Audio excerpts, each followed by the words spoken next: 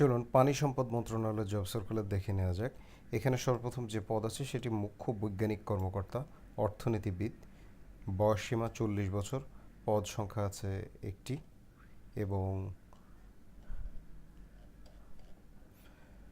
পদের প্রকৃতি স্থায়ী। অর্থনীতি বিষয়ে প্রথম শ্রেণীর স্নাতকোত্তর ডিগ্রি হতে হবে। এরপর আছে ঊর্ধ্বতন বৈজ্ঞানিক কর্মকর্তা, অর্থনীতিবিদ, অর্থনীতি বিষয়ে প্রথম শ্রেণীর স্নাতকোত্তর ডিগ্রি হতে হবে, বয়সসীমা 35 বছর।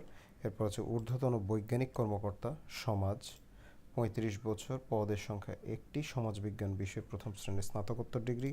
এরপর আছে ঊর্ধ্বতন বৈজ্ঞানিক কর্মকর্তা, পুরকৌশল বা পানি সম্পদ কৌশল বিষয়ে স্নাতক ডিগ্রি। এবং সর্বশেষ গাড়ি চালক লাইট, 30 বছর বয়সসীমা, একটি স্থায়ী পদ, বৈধ লাইসেন্স সহ সংশ্লিষ্ট মোটরযান চালনায় 3 বছরের অভিজ্ঞতা থাকতে হবে।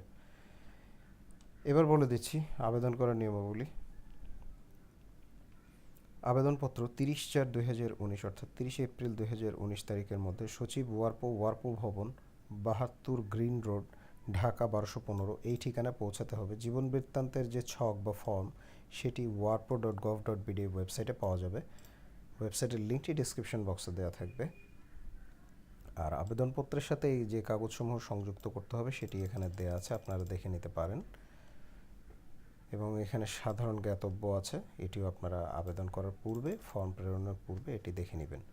এবং বয়সসীমা 30/4/2019 তারিখে যে বয়সসীমা দেওয়া আছে সে বয়স হতে হবে। আর আমি সর্বশেষ তারিখটা আবারও বলে দিচ্ছি, 30/4/2019 অর্থাৎ 30 এপ্রিল 2019 তারিখের মধ্যেই আবেদনপত্র জমা দিতে হবে।